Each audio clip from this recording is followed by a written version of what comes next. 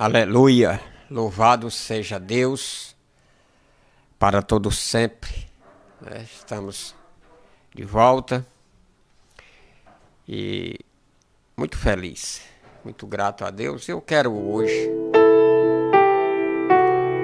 vamos tratar de um assunto.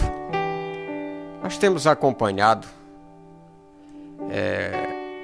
muitas notícias, informações através das redes sociais e muitas pessoas da parte do nosso Deus, ou seja, irmãos,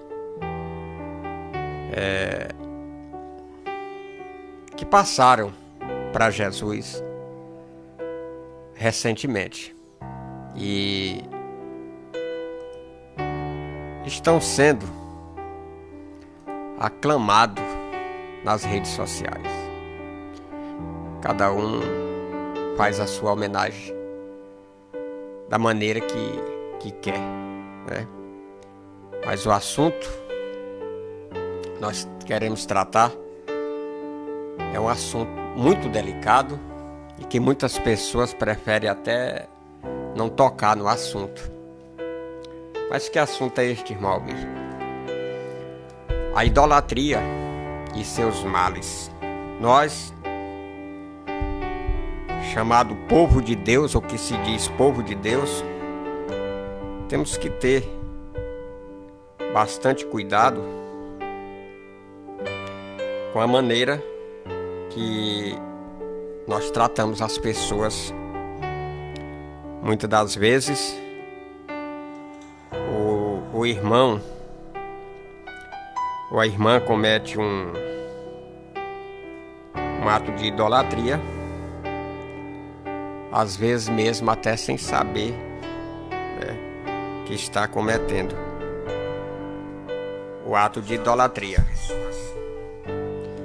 E nós temos que observar, à luz da palavra de Deus, o que a Bíblia nos fala, o que a palavra de Deus nos revela a respeito deste assunto. Nós podemos ler no 1 Samuel 12, de 20, 1 Samuel 12, 20 e 21, está escrito assim: Não temas, vós tendes cometido todo este mal, porém, não vos desvieis de seguir ao Senhor, mas servi ao Senhor com todo o vosso coração, e não vos desvieis, pois seguireis as vaidades, que nada aproveitam, e tão pouco vos livrarão, porque vaidade são. 1 Samuel 12, 20 e 21, né? A idolatria é um pecado que o povo de Deus, através da sua história do Antigo Testamento, cometia repetidamente, né? Ou seja, muitas vezes. O primeiro caso registrado ocorreu na família de Jacó, né? O Israel, depois chamado Israel. Pouco antes de chegar a Betel, Jacó ordenou a remoção de imagem de deuses estranhos. Depois disso, Depois disse Deus a Jacó: Levanta-te, sobe a Betel e habita ali e faz ali um altar ao Deus que te apareceu quando fugias da face de Esaú, teu irmão. Então disse Jacó à sua família e a todos os que com ele estavam: Lançai fora os deuses estranhos que há no meio de vós e purificai-vos e mudai as vossas vestes. Levantemo-nos e subamos a Betel. Ali farei um altar ao Deus que me respondeu no dia da minha angústia e que foi comigo no caminho por onde andei. Entregaram, pois, a Jacó todos os deuses estranhos que tinham nas mãos, as arrecadas que pediam das suas orelhas, e Jacó os escondeu debaixo do carvalho que estava junto a Siquém. O primeiro caso registrado na Bíblia em que Israel, de modo global, envolveu-se com idolatria foi na adoração do bezerro de ouro quando Moisés estava no Monte Sinai. Mas o povo, vendo que Moisés tardava em descer do monte, acercou-se de Arão e lhe disse: levanta-te e faz-nos um Deus que vá diante de nós, porque quanto a esse Moisés, o homem que nos tirou da terra do Egito, não sabemos o que lhe aconteceu. E Arão lhe disse: tirai os pendentes de ouro que estão nas orelhas de vossas mulheres, de vossos filhos, de vossas filhas. Trazei-mos então todo o povo, tirando os pendentes de ouro que estavam nas suas orelhas, e os trouxeram para Arão. E ele os recebeu de suas mãos, e com um burril de forma a ouro, dele fez um bezerro de fundição. Então eles aclamaram: eis aqui o Israel, o teu Deus, que te tirou da terra do Egito. E Arão, vendo isto, edificou um altar diante do bezerro, fazendo uma proclamação, disse: amanhã haverá festa ao Senhor. No dia seguinte levantaram-se cedo, ofereceram holocausto e trouxeram as ofertas pacíficas. E o povo sentou-se a comer e a beber. Depois levantou-se para folga. Durante o período do juízo, o povo de Deus frequentemente se voltava para os ídolos, embora não haja evidência de idolatria nos tempos de Saul ou de Davi. O final do reinado de Salomão foi marcado por frequentes idolatria em Israel. Ora, o rei Salomão amou muitas mulheres.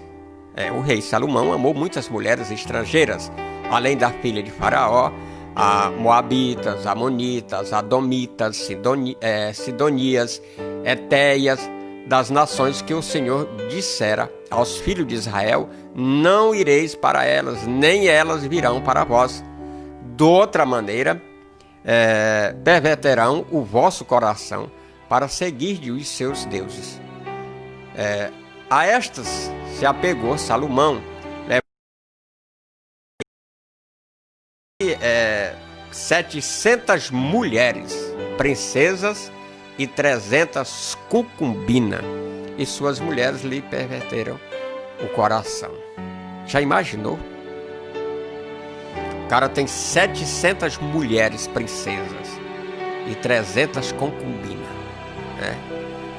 Pois sucedeu que, no tempo da velhice de Salomão, suas mulheres lhe perverteram o coração para seguir outros deuses, e seu coração já não era perfeito para com o Senhor seu Deus. Como fora o de Davi, seu pai, Salomão seguiu a Astarete, deusa dos Sidônios, e a Milcom, abominação dos Amonitas. Assim fez Salomão o que era mal aos olhos do Senhor, e não perseverou em seguir como fizera Davi, o seu pai. Nesse tempo edificou Salomão um alto a Quemós, e a abominação dos Moabitas sobre o monte que está diante de Jerusalém, e a Moleque, abominação dos Amonitas. E assim fez para todas as suas mulheres estrangeiras, as quais queimavam incenso e ofereciam sacrifício a seus deuses, pelo que o Senhor se indignou contra Salomão, porquanto e seu coração se desviara do Senhor, Deus de Israel, o qual 2 vezes lhe aparecera e lhe ordenara expressamente que não seguisse a outros deuses. Ele, porém, não guardou o que o Senhor lhe ordena. 1 Reis 11, de 1 a 10. Na história do reino dividido, todos os reis do reino do norte, Israel, foram idólatras, bem como muitos dos reis do reino de Saul, em Judá. Somente depois do exílio e que cessou o culto idólatra entre os judeus, o fascínio da idolatria. Porque a idolatria era tão fascinante aos israelitas? Há vários fatores implícitos. As nações pagãs que circundavam Israel criam que a adoração a vários deuses era superior à adoração a um único Deus. É uma loucura isso aí. De outras palavras, quanto mais deuses, melhor. Ou seja, quanto mais cabra, mais cabrito. Tem um dizer popular que tem. E eles lá, as nações pagãs, que se eles criam, ou seja, eles acreditavam que a adoração a vários deuses era superior à adoração a um único Deus, né? O povo de Deus sofria a influência dessas nações e constantemente as imitava, ao invés de obedecer ao mandamento de Deus, no sentido de se manter santo e separado delas, né? Os deuses pagãos das nações vizinhas de Israel não requeriam o tipo de obediência que o Deus de Israel requeria. Ou seja, eles seguiam vários deuses, porque esses deuses, eles não requeriam deles a obediência, tanta obediência como o Deus de Israel quer de todos nós. Que sejamos obedientes, fiéis, honestos, né? Que sejamos adoradores. E o Deus que eles adoravam, ou seja, os deuses pagãos, não requer tanta obediência. Por quê?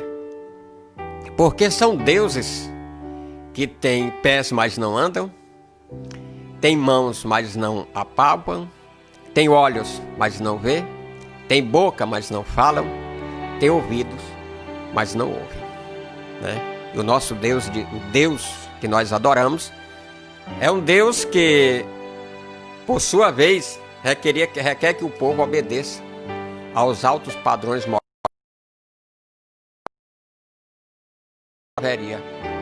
né?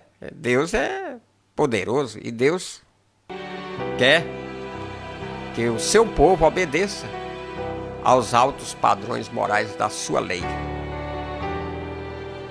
Se você não fizer isso, se não for assim, não haverá comunhão com ele. Por causa do elemento demoníaco da idolatria, ela às vezes oferecia em bases limitadas benefícios materiais e físico temporários. Os deuses da fertilidade prometiam o nascimento de filhos.